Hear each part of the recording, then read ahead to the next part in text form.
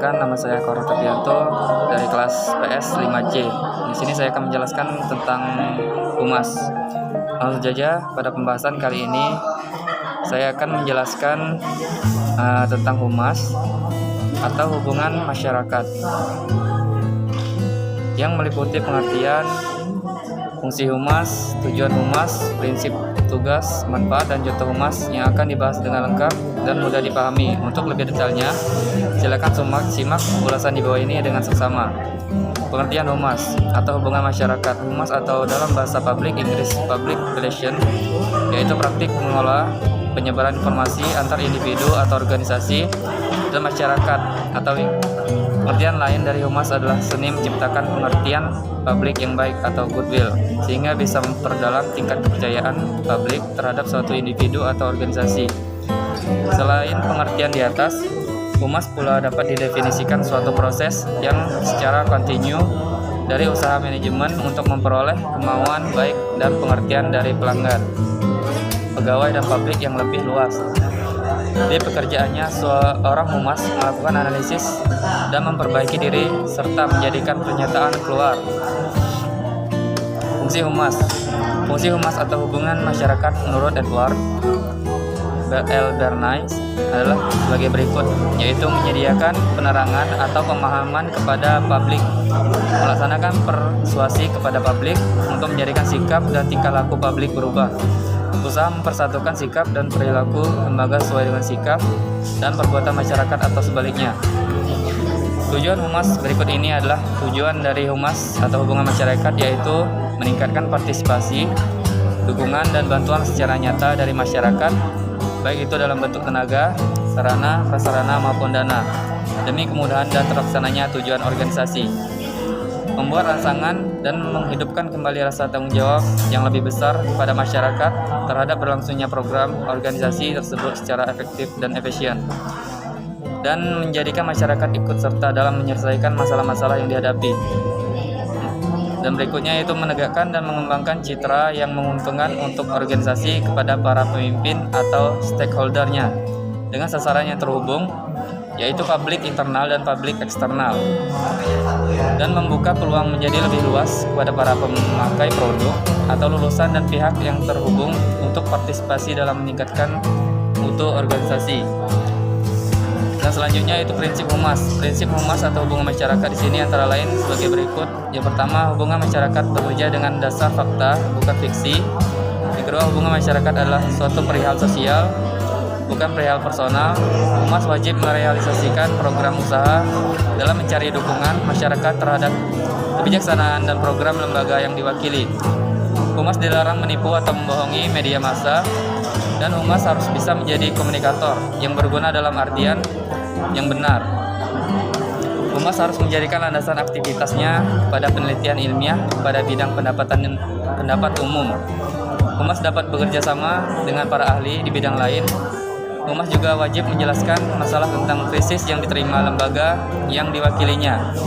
Tugas humas yaitu menurut Hadari Nawawi dan Martini Hadari 1994 atau 93 adalah sebagai berikut: membagikan secara luas informasi perihal suatu gagasan supaya maksud atau tujuan dan manfaatnya diketahui oleh berbagai pihak di masyarakat, menyiapkan bahan yang terkini tentang sesuatu yang hendak dikomunikasikan pemimpin kepada masyarakat atau pihak tertentu dalam pidato, wawancara, ceramah, pemasaran, seminar, dan lain-lain.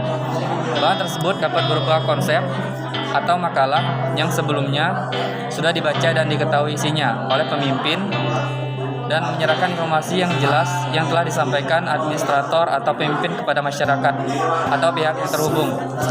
Dan humas di sini harus membuat susunan yang menjadikan berkembang rencana yang berkaitan dengan pelayanan masyarakat yang diberikan kepada administrator atau pemimpin untuk memperoleh persetujuan. Manfaat humas. Manfaat humas di sini yaitu menurut Frank Jeffkin, yang pertama yaitu manajemen krisis dalam beberapa masa belakangan ini. Hampir semua organisasi pernah mendapatkan krisis hingga kalangan pemimpin dan pihak manajemen mulai sadar mereka membutuhkan kesiapan dan persiapan untuk mengatasi berbagai masalah mendesak yang utamanya berkaitan dengan hubungan pers.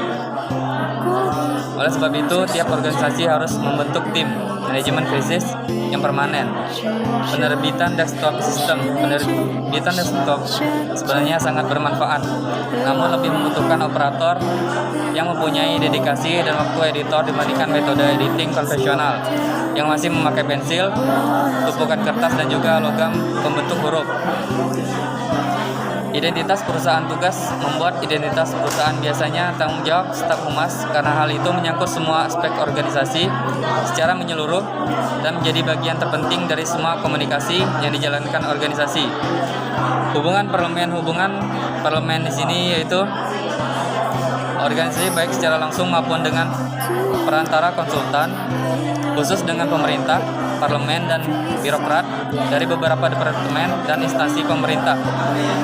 Ada dua unsur di dalam hubungan parlemen, yaitu yang pertama usaha untuk mendorong para politisi dan penjabat menjadi sadar dan juga tahu kepentingan dari organisasi atau perusahaan.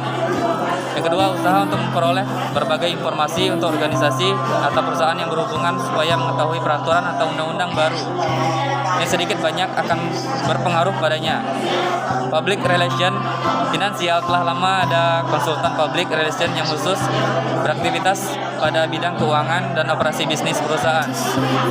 Aktivitas ini dilaksanakan dalam rangka mendukung rencana perusahaan klien untuk ikut serta di bursa saham atau mendukung peluncuran laporan keuangan tahunan. Dan selanjutnya yaitu contoh humas. Contoh humas atau hubungan masyarakat sebagai berikut. Yang pertama, humas media cetak. Pada umumnya humas media cetak disusun atau proses mana dilaksanakan dengan rilis press ke banyak surat kabar yang ada. Seringkali humas ini melakukan promosi apabila ada perubahan dalam perusahaan, peluncuran produk maupun layanan baru. Humas media audio visual. Humas audio visual mempunyai esensi yang hampir serupa dengan humas media cetak.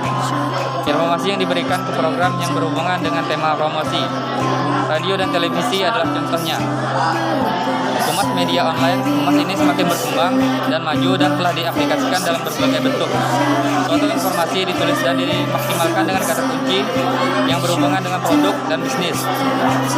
Selanjutnya, informasi tersebut dimasukkan di blog atau website yang hasilnya akan dimuat dalam mesin pencari. Demikianlah telah dijelaskan tentang pengertian humas, fungsi, tujuan, prinsip, tugas, manfaat, contoh terlengkap. Semoga dapat menambah wawasan dan pengetahuan dari kalian. Mungkin hanya itu dari saya. Kurang lebihnya saya mohon maaf. Kepada Allah saya mohon ampun. Wabillahi taufiq wal hidayah. Wassalamualaikum warahmatullahi wabarakatuh.